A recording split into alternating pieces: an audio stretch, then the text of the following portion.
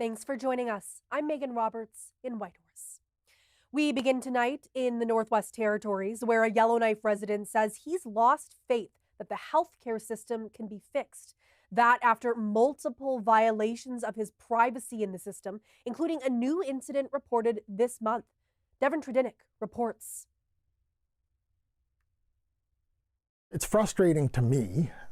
More so, I think it should be frustrating to anyone who has to deal with the medical system because... Jason Card has taken his concerns to the Northwest Territories Privacy Commissioner's office and asked for more details on why this keeps happening, but it's still unclear whether his questions will ever be answered. The fact that I am repeatedly getting letters telling me that my information's been breached is troubling. It makes me feel that I'm not being heard when I make complaints about it. Earlier this month, the NWT government tabled a 10-year report on its Health Information Act. It says there were more than 500 privacy breaches within the territory's health authority between October 2015 and April 2025. That's where Card got his letter from. The report says that each privacy breach was investigated, confirmed, and mitigated. David Fraser is a privacy lawyer in Halifax. He says privacy breaches are common across Canada, but it seems the Northwest Territories provides less information than other provinces on the details. So if you get a notification from a health authority saying that we regret to inform you that we've discovered anomalous and unauthorized access to your record, in many cases they will provide the name or at the very least the role of the person who is found to have snooped. The Territory's Health Authority says it's standard practice not to name who accessed information inappropriately, but clients can request a record of activity that shows who has accessed their personal health information in the Territory's health information systems. Meanwhile, Card says his trust has been broken. I really don't feel comfortable speaking with doctors or any other physician, to be honest with you. If it's something that's medically necessary, I'll do that, but I'm certainly not in the habit now of giving any more information than what's required. Card also says that he would not be surprised if his privacy was breached again. The health authority says that after a privacy breach, teams review policies and procedures to make improvements. Devin Tredinik, CBC News, Yellowknife. Nunavut MP Lori Idlout says she's reimbursed the House of Commons after expensing purchases from her own business. Expenditure reports show she did that on 4 occasions last year, totaling roughly $1,700. Idlout owns Carvings Nunavut, which sells Inuit-made carvings and artwork. MPs are not allowed to benefit from expenses or contracts charged to the House of Commons. In a statement to CBC News, Idlout says her purchases were submitted in error. A spokesperson for the Ethics Commissioner didn't say whether an inquiry will be launched, but they say the office can do so if there's information from various sources or at the request of the House of Commons or another MP. The MLA for Pangnuktu has tabled 3 letters in the Nunavut legislature. He says the letters are from residents who are concerned about a proposed hydro dam set to be built near the territory's capital. The 15 to 30 megawatt water power plant would sit 60 kilometers northwest of Iqaluit by the Kugaluk River. Johnny Mike says the plant would affect an important fishing spot near Pangnuktu. He says his constituency was not consulted, even though the project could hurt the community. The 3 letters that contain concern are coming from the Hamlet Council, Pengnington HTO, and Cumberland Sound Fisheries Committee. The letters state that other sources of energy need to be explored, and they're all in opposition of the hydro project. The new Yukon government will be tabling its first full budget on Thursday. It's the first act of business in the next sitting of the territorial legislature. CBC News spoke with all 3 party leaders about the budget. TJ Deere tells us what they said. They ran on a campaign of change. Now, the new Yukon Party government has their first chance to show the territory what they say change means.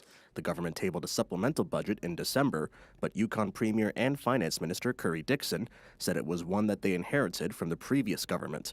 And when speaking about this budget, he again pointed the finger back to the Liberals. Our books have never been in worse shape. We inherited a very difficult fiscal position, and the budget that we table on Thursday will reflect that. Dixon called this budget challenging, saying the biggest decision had to do with the territory's debt level. The Yukon currently has roughly a quarter of its $1.2 billion limit to play with. Dixon's request to the federal government to raise the debt cap is still being processed, but he says through adversity comes opportunity. There's ways to make government more efficient, to improve services for Yukoners, and we're going to start doing that with this budget. It's not going to be the only one, though. We know that we'll have future budgets in the course of our mandate, and each of them will chart us on a path forward. The lone Liberal MLA says she'll be looking to see how the government addresses electricity rates. The government has hinted at providing an expanded program designed to provide rebates for this. Highly pertinent, considering the territory's grid almost reached capacity during the winter, and the government has repeatedly asked Ottawa to fund upgrades to the grid. People are dealing with outrageous electricity rates, and some of these rebates don't quite, help out a whole lot based on the electricity rates rising and probably going up again, in the new fiscal. The leader of the NDP says Dixon's cabinet ministers spoke a lot about industry in their mandate letters. People, she said, were mentioned less often. There wasn't a lot of reference to Yukoners as individuals or their needs. And so no matter what this budget says, what we will do is we'll bring it back to people, because ultimately it is incredibly important that Yukoners be the focus of any discussion in that assembly. The government has also hinted at providing extra funding for the RCMP to address community safety concerns. In a statement, the Mounties said the proposed funding was based on financial information submitted in June. The last day of the sitting is scheduled for April 23rd. TJ Deere, CBC News, Whitehorse. The Bank of Canada has decided to keep its benchmark interest rate unchanged, at least for now. As Nisha Patel reports, it could go either way later this year due to events beyond Canada's control.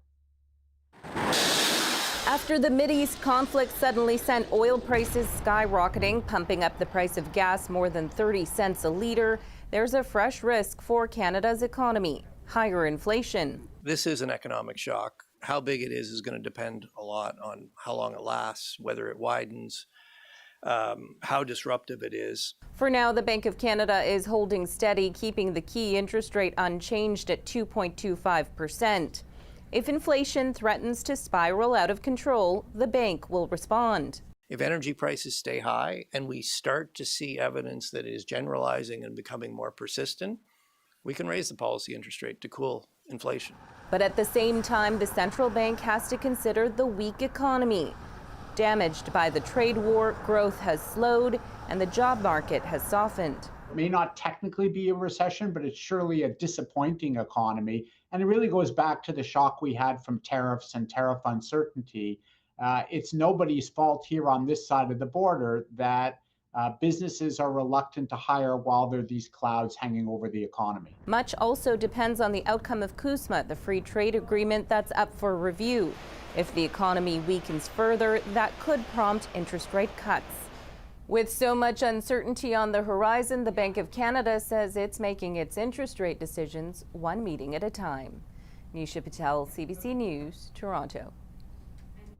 The Green Party is calling on the federal government to stop construction plans for the Mackenzie Valley Highway in the NWT. In a press release on Monday, the Green Party called it a road to nowhere. This comes after Prime Minister Mark Carney announced that construction for the highway is expected to begin this summer. The Green Party says the focus should be on repairing the Dempster Highway instead. One expert says the debate over the highway isn't new. So we're actually back now to the ideas of the 1950s. And so it was really interesting watching Prime Minister Carney and Yellowknife talking about all these major projects. He sounded like John Diefenbaker in the 1950s. Let's open up these roads, let's build this infrastructure. Canada will prosper. We'll have lots more mines. We'll have lots more activity. Canada's going to be a big, strong country again. And it was fascinating to see, sort of 70 years on, a repeat of almost exactly the same rhetoric and the same ideas. Coates added that the Mackenzie Valley Highway could cause some disruptions for communities, but it could also help to reduce costs, improve the quality of life, and attract more tourists to the area. A shelter in Inuvik will no longer be managed by Housing NWT as of next month. It follows a change of management at another Inuvik shelter in January. Housing NWT began operating both shelters on an interim basis in 2021. Northwest Territories Integration and Community Services, or NWTICS, will become the new operator of the town's warming shelter on April 1st. The nonprofit says it plans to keep the majority of current employees. The Inuvik Shelter Advisory Board took over operations at Inuvik's other shelter in January. It says switching hands is a good thing, but there's still some work to be done. We really direly need a transition home. we have the wet shelter, we have the dry shelter. We need a transitional home where we have clients that are ready to be on their own, but they're not ready to be on their own. NWTICS says it wants to introduce more long-term stability into operations at the warming shelter. That includes improving trauma-informed care and supporting people in taking steps towards stable housing. Housing NWT says it'll have a team sent up to Inuvik to coordinate the official handover of operations. Nunavik's interim police chief is staying on permanently. He's been in the job since November. He says he's fallen in love with the region, and it's always been a goal of his to serve in the north. I'm going to be very active on the field. I'm the kind of police leader is very close to the operations, and it's very close to its people. So the citizens who are living in different communities, they will see their chief of police from time to time. Jean-Francois Bernier says he's presenting an action plan to improve policing in the coming months. Some of the steps include creating a new senior Inuk advisor in management. He says he's also looking at ways to make it easier for Inuit to police their own communities. The MLA for Cambridge Bay Nunavut says his community has been waiting nearly a decade for a beer and wine store. Fred Peterson raised the issue in the Legislative Assembly on Monday. He says there's been little to no progress, even though residents approved the idea in a plebiscite in 2017. He says a store could help address some ongoing issues in the community. The main reason for opening one was to curb the illegal sales of high-content alcohol by bootleggers. Nunavut Premier John Main says the delay is due to ongoing work by the Nunavut Liquor and Cannabis Commission. The commission is reviewing existing stores in Iqaluit and Rankin Inlet and studying possible retail models for Cambridge Bay. Let's do this, guys. Getting ready for a game means being ready for anything. You have to be ready off the ice, too. That's why I remember 988. Canada's suicide crisis helpline. Anyone can call or text for free, confidential support from a trained responder. Like a spare stick, it's a good thing to have handy, just in case.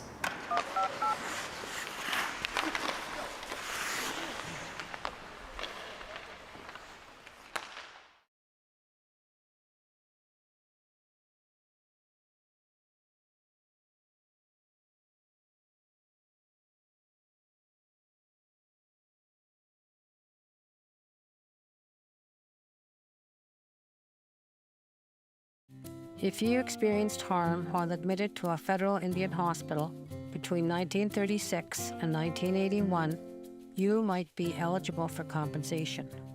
The claims period is now open. Free supports are available to help you submit your claim. Learn more at www.ihsettlement.ca or call 1-888-592-9101.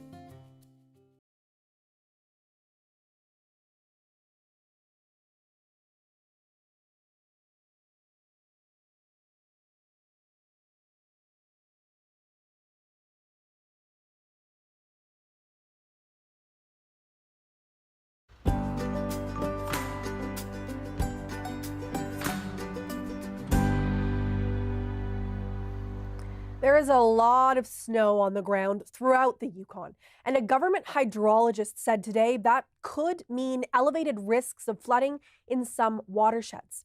Areas with high snowpacks that may lead to flooding are Teslin, Carmacks, Upper Liard, and the Klondike Valley. Yukon's Director of Emergency Measures says it's too soon to know if flooding will occur. It will depend on the weather. He says the next 2 months are forecasted to be colder than normal, while May could be hot and dry. The snow on the land is only one risk factor for high flows. Water levels are flooding. We're still pretty early and we're still pretty frozen, so the big deciding factor that we have now is our spring warm-up and how our weather pans out. Now, this season's huge snow dump also has some homeowners and renters worried about localized flooding in their homes. Earlier, I met up with a specialist in restoration to learn about how you can protect your home. First, can you just start by introducing yourself, telling me who you are and what you do? Sure. My name is Neil Talsma. I'm the owner of All Pro Yukon Restoration, and we do all various restoration activities, but water damage and mold abatement is definitely something that we do a lot of, and this year we're expecting a bit of work in it. Yeah, I mean, there is so much snow piled up just along this one street in Whitehorse, in downtown Whitehorse. Let's start with this pile right here. Right. When you see this pile in front of this house, what do you think? I think that it could end up being problematic for sure, depending on what the grading situation is like. Now, this is obviously a newer build, so it's probably elevated when they built it, so the grading won't be as much of an issue. Some of the other places, it almost drains back into your house. So ideally, and I know it's very tough to do this, it would be better to get as much snow as you can as far away from your building as possible. Now, I don't think we can put it onto the road, so you kind of run into troubles there. But yeah, if you look at that pile of snow, that's going to equate to hundreds, if not thousands of liters of water, wow. Right? So, and what would happen if, you know, we have one of those March days where all of a sudden we're above zero and it's a big melt? Where would this snow go? It looks right now like this snow would potentially start moving back this way towards the road just by the slope of the drain. But it is very hard to tell because it's much easier to deal with the snow when it's in the snow state, because when it turns to water, it will kind of go wherever it wants. There is a good chance that it will start leaking back towards the building as well, because the stuff underneath the snow is still frozen and compacted. So it's not really seeping into the ground and being absorbed by the ground. So it will probably head back to the building somewhat as well. You really don't know until things start to melt, is the honest truth. So when you're assessing risk in a situation like this, what would you tell this homeowner to do with this pile of snow? Well, and where would you move it? Right, so, and that's the tough part, because you're not supposed to really put it on the streets. If everybody put all their snow on the streets, it would be an issue, obviously. One option is you can get somebody that has like a bobcat and a dump trailer to come, and I'm sure we've all seen lots of those flying around this winter. That would be a good thing to do, because now they've got most of the snow here, and as I said before, it's much easier to deal with it when it's in a snow state as opposed to actually running water. So they could get people to come and pick it up and put it in a trailer and then take it to one of our snow dumps would be a good option. But other than that, yeah, I guess you just kind of have to watch it and manage it as best you can. For sure. And what's the other biggest risk when you're looking at a house? So eaves troughs are always one of our great concerns, because again, like if you look at this building, there's a significant volume of snow up there. Again, equating to thousands of liters of water, right? So I can see they have an eaves trough over here. Yeah. One of the things that we always encourage homeowners to do is to put on what we call eaves trough extensions. Okay. So this one looks like it actually does have a bit of an extension here, which is really good. You can almost go as far as you want with eaves trough extensions, like a piece of drain pipe that's 4 inches or something that's 12 feet long. Wonderful idea. You can get that water 12 feet away from your building, because you can imagine if this was just, if they didn't have an extension on here, thousands and thousands of liters are going to come right down to the corner of this foundation of your building, right? Foundation corners are notorious for leaking as well, because there's a joint in the plywood there. So older homes that have tar on the outside, that's basically their foundation coating. There's always a joint where the plywood meets each other. So water is able to get in there once that tar is no longer holding the water back. So we regularly see issues in corners of buildings like this, and it's just older buildings. Tar really has a lifespan of about 20 to 30 years. So many homes in the Yukon are well past the lifespan of what their foundation coating is supposed to handle. So as that fails and water gets away in, The water will continue to come in unless something is repaired in that foundation. Once the entry has been made, essentially, it will continue to happen every year unless you either deal with the water itself or deal with the foundation, right? If you do have access to your crawl space, looking in between your joist cavity or your stud cavities and seeing if there's moisture built up in the bottoms there. You can see it with the insulation quite often is wet. If there's stuff on the wall, so like drywall or plywood, you can sometimes see water staining on the bottom of the drywall, and that's all signs of water coming in from somewhere, because inside of our buildings, there shouldn't be any water. So if you can see water staining, it's most likely coming from the outside in. And especially in the basements, it's typically a foundation leak. Yeah, that's basically the best ones. Yeah, to take a look for.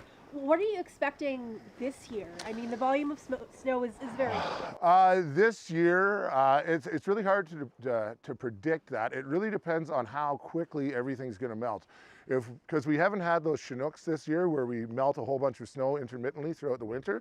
So we have a really big volume of snow right now. And if it all melts at one shot, like if it gets above, 5 or 6 degrees for a matter of 2 or 3 weeks, we are predicting that there's going to be a lot of issues here. Not so much with the newer homes, but a lot of the older homes. Again, I get back to the grading, which is a super important thing. That's where the water is going to go when it melts. Some of the older buildings don't have adequate drainage and grading, and those ones are the ones that we will expect to be getting calls for. Snow management is essentially water management, right? So the more you can manage the snow and the better handle you can have on getting that as far away from your building, the better luck you're going to have with not having damage, right? Yeah. Okay. Thank you so much for this. You're welcome. Thank you. Appreciate it. Perfect. Thanks.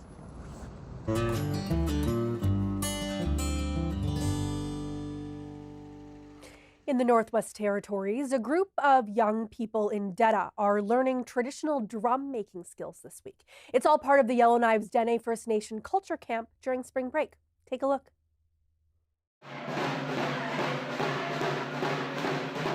My name's Wolfert Crapeau. I'm from Detta. I'm Yellowknife Dene First Nation.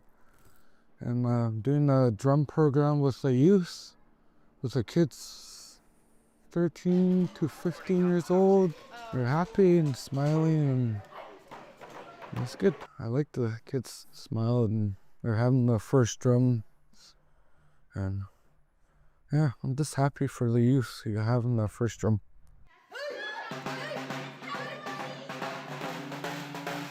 So right now we're doing youth hand games and traditional teachings. So instead of just doing a regular youth hand games where they play a tournament and then win prizes at the end, I wanted to incorporate like traditional teaching so they understand the why we play and why our ancestors used to play hand games. Every day we would start off the day, I would make sure all the kids are fed. We would go out and check nets, or we'd go for a skidoo ride. We'd show them like the land that our ancestors came from, where some of our elders even grew up right now. Growing up in the community and like being an adult now, I tried to run events that I would have wanted to see when I was younger, and like all of these things, like they just feel like a part of my childhood. Being able to run these programs for them and to know that they have like us adults here to like help them learn everything they want to know, be knowledge keepers for them, to raise the next generation of knowledge keepers, to make sure they feel safe, to like be seen. So just everything like most of us wanted while we were growing up. And like we did get a lot of it, but like today, like it's a lot more advanced. Fun, excited to do it. My first time when I got here, I was pretty happy and fun. The drums made for celebrations, or I don't know, for anything. Such a great program. So, are you a windshield wipers up or a windshield wipers down kind of person? It's a divisive issue in the north.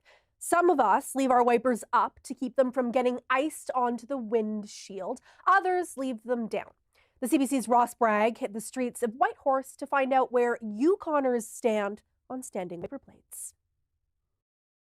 Have you ever wondered why some people keep their windshield wipers up and some people down? Well, turns out there's a bit of a debate.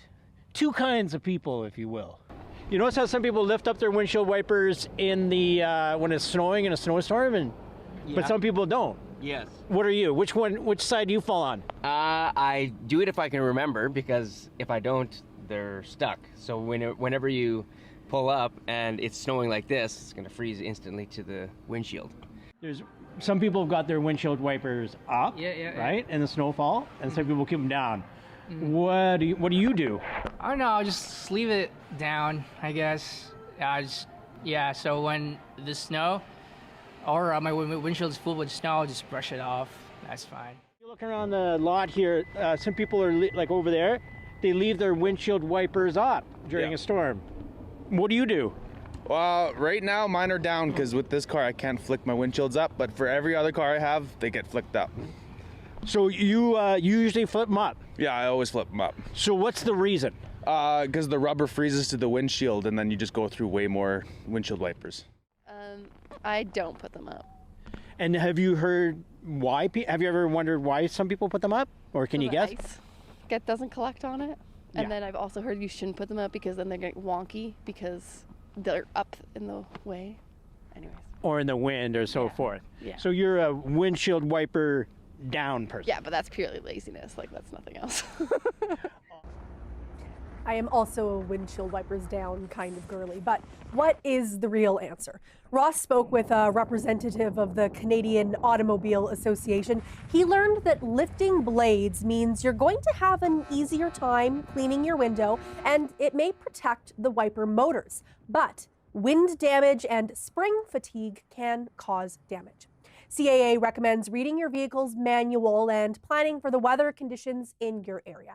To help you make those plans, let's take a look at the weather.